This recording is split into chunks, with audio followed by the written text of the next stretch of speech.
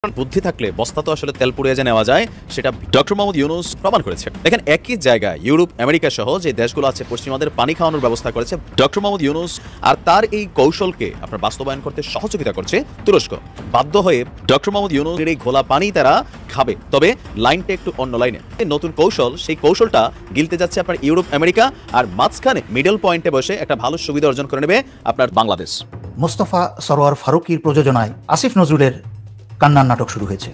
আসিফ নজরুল ওনার স্ত্রীর কথা বলতে গিয়ে কান্নায় ভেঙে পড়ছে। তার কোনো স্পষ্ট জবাব না দিয়ে আসিফ নজরুল মায়া কান্নাকাটি করে বিষয়গুলো এড়িয়ে যাচ্ছে। এরকম একটা ভয়ঙ্কর চরিত্র নিয়ে কি করে আইন উপদেষ্টা হয়ে বসতে পারে? মাল্টিরোল কম্ব্যাট এয়ারক্রাফট এবং অ্যাটাক হেলিকপ্টার সহ অন্যান্য প্রয়োজনীয় সরঞ্জামাদি দ্রুত অন্তর্ভুক্তির জন্য আমাদের জোরদার প্রচেষ্টা অব্যাহত রয়েছে। দক্ষিণ এশিয়ার আকাশে নতুন এক শক্তি উঠে আসতে চলেছে। বাংলাদেশের সামরিক সক্ষমতা নিয়ে যারা এতদিন প্রশ্ন তুলেছে তারা এবার নিঃসন্দেহে চমকে উঠবে। চীনের তৈরি অত্যাধুনিক জে-10C ফাইটার জেট বাংলাদেশের বহরে যোগ দিচ্ছে। এটি শুধু বাংলাদেশের সামরিক সক্ষমতাকে নয়, পুরো অঞ্চলের সামরিক ভারসাম্যকেই বদলে দিতে চলেছে।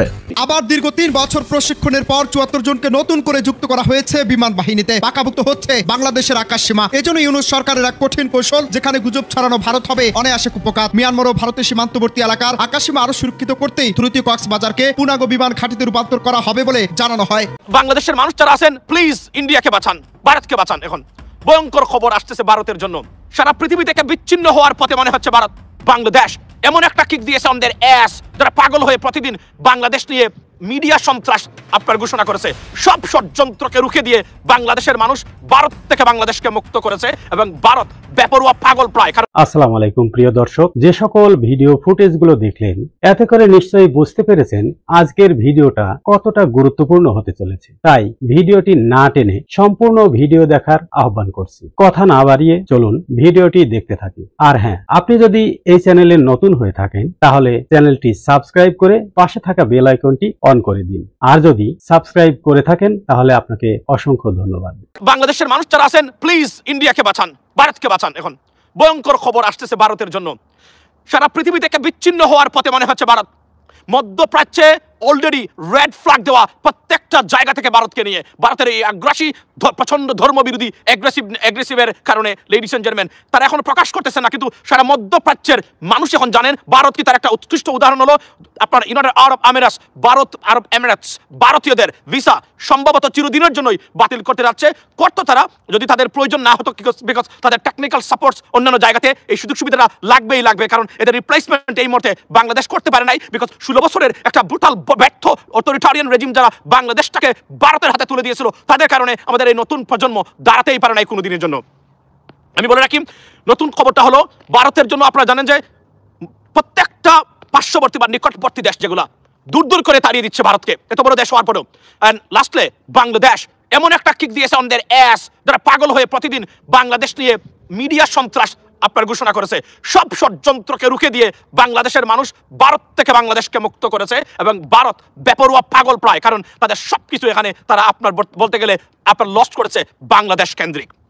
এবার খবর হলো যুক্তরাষ্ট্র। 2 দিন আগে আপনারা দেখেছেন যুক্তরাষ্ট্র ভারতকে নিয়ে একটা আপনার আওয়ামী লীগকে নিয়ে একটা রিপোর্ট দিয়েছে। সেটা কি, যে বাংলাদেশের যে সন্ত্রাসবাদের কথা বলতো আওয়ামী লীগ, সেটা বিরোধী দলকে নিশ্চিহ্ন, নির্যাতন এবং দমিয়ে রাখার জন্য এদেরকে সন্ত্রাসী ঘোষণা দিয়ে তারা এই কাজটা করতো ভারতের সহযোগিতায়। যেটা স্টেট ডিপার্টমেন্টের যে রিপোর্ট আছে সেই রিপোর্টে তারা সুস্পষ্টভাবে উল্লেখ করেছে গতকালকে আপনার যুক্তরাষ্ট্র। আজকে হলো আপনার Switzerland, the most peaceful country and the paradise on this planet.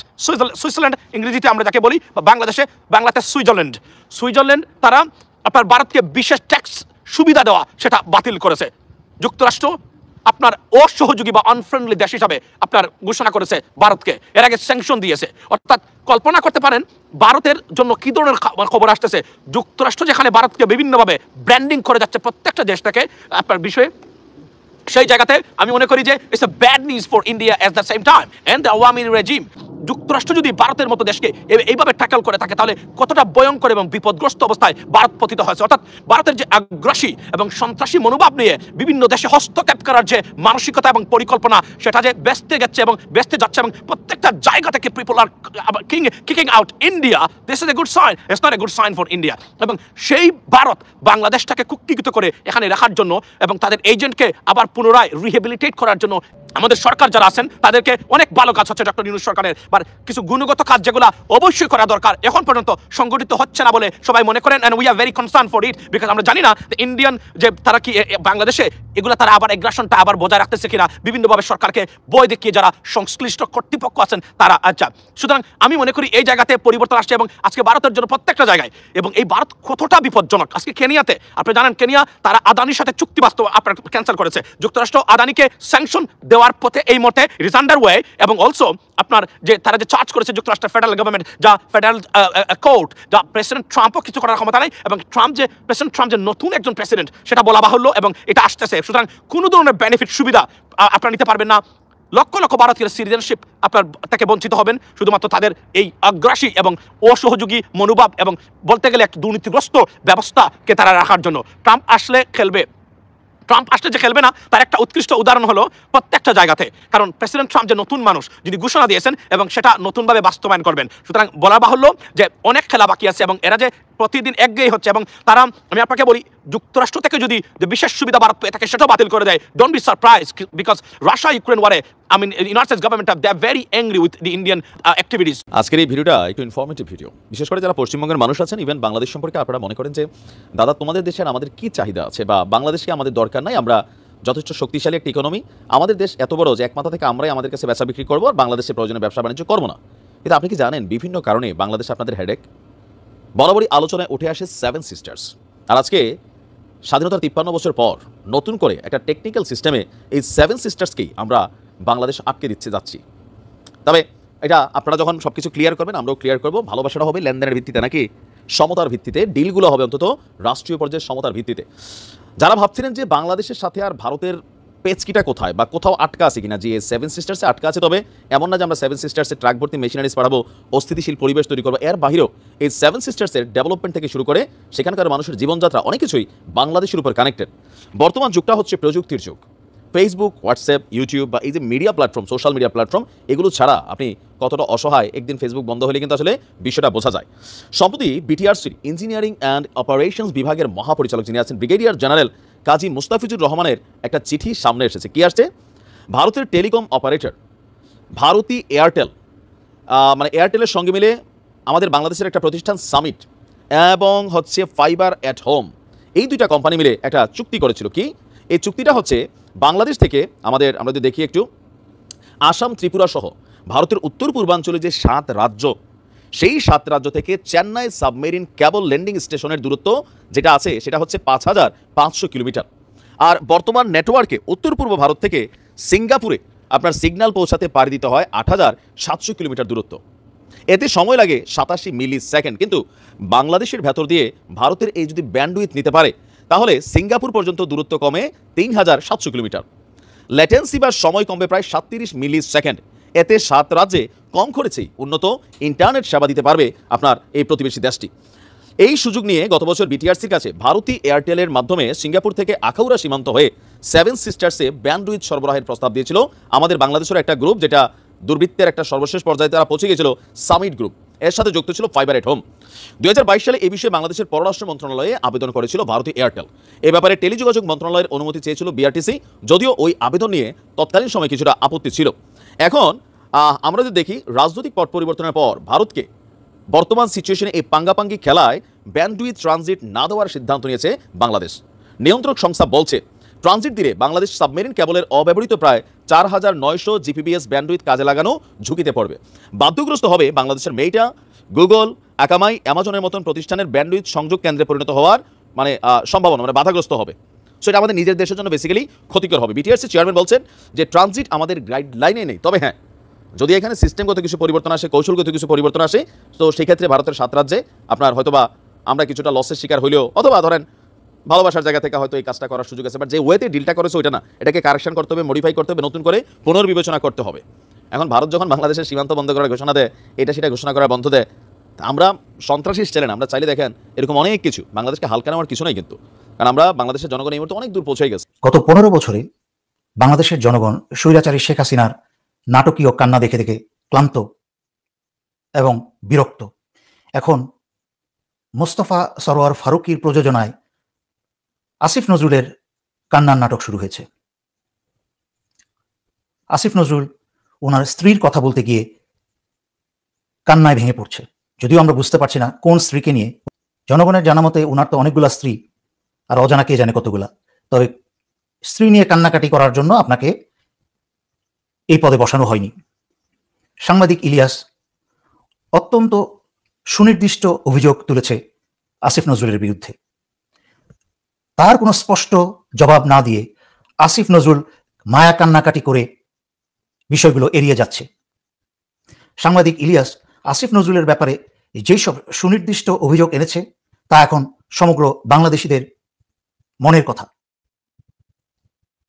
Professor ইউনূসের এতগুলো সহকারী, ওনাদের কেউ কি, এবং এতগুলো অ্যাডভাইজার, ওনাদের কেউ কি ডক্টর ইউনূসকে গিয়ে একবার বলেছেন এই পুরা এই 40-45 মিনিটের যে ভিডিওটা তার সামারিটা কি ডক্টর ইউনূসকে বলেছেন? এবং ডক্টর ইউনূস কি একবার প্রয়োজন মনে করছেন যে আসিফ নজরুলকে ডেকে জিজ্ঞাসা করা?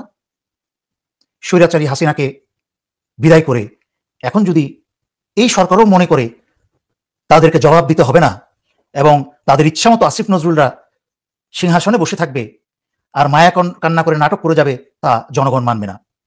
মেজর সিনহার হত্যাকারী প্রদীপের এখনো ফাঁসি কার্যকর হয়নি। হাসিনার আমলেও তো প্রদীপের স্ত্রীকে জামিন দেওয়া হয়নি। আসিফ নজরুলের এত মায়া উতলে উঠলেও কেন প্রদীপের স্ত্রীকে জামিন দেওয়ার? আবার সেই দিকে চুন্নি সাহাকেও গ্রেফতারের পরপরই ভারতের কথায় সে জামিন দিয়ে দিয়েছে। আমার চোখে এসেছে ছাত্রনেতা আসিফ মাহমুদ আসিফ নজরুলের সাইড নিয়েছে, সাইড নিয়ে বলেছে সে সব কথা মানতে রাজি, কিন্তু রয়ের সদস্য আসিফ নজরুল এটা সে মানতে রাজি নয়। ঠিক আছে, বুঝলাম তাকে রয়ের সদস্য হিসেবে নাম দিলে না, কিন্তু যে ভারতের স্বার্থ এবং আওয়ামী লীগের স্বার্থ রক্ষা করে চলেছে সে তো ভারতের লোক। সে ভারতের স্বার্থ এবং আওয়ামী লীগের স্বার্থ রক্ষাকারী লোক হচ্ছে ভারতের লোক। সেটা আমরা রয়ের সদস্য, রয়ের গোয়েন্দা নাম না দিতে পারি, কিন্তু সে ভারতের প্রতিনিধি। এরকম একটা ভয়ঙ্কর চরিত্র নিয়ে কি করে আইন উপদেষ্টা হয়ে বসতে পারে? এই উপদেষ্টা সরকার বা ডক্টর মোহাম্মদ ইউনূস সরকার বসার পর থেকে সমস্ত চাল খেলে যাচ্ছে এই আসিফ নজরুল। 4 মাস পেরিয়ে গেল, অথচ আসিফ নজরুল ভারতের নির্দেশে এখনো ডিজিটাল নিরাপত্তা আইন বাতিল করল না। অথচ এই ডিজিটাল নিরাপত্তা আইনে এখন অনেক মানুষ জেলে বন্দী, অনেক মানুষ উকিলের পিছনে অর্থ নষ্ট করছে। তাহলে কি আসিফ নজরুল পরিষ্কারভাবে স্বৈরাচারী শেখ হাসিনার এজেন্ডা বাস্তবায়ন করে চলেছে? আসিফ নজরুলের যেহেতু কোনো লজ্জা শরম নাই, তাই সে স্বেচ্ছায় পদত্যাগ করবে না।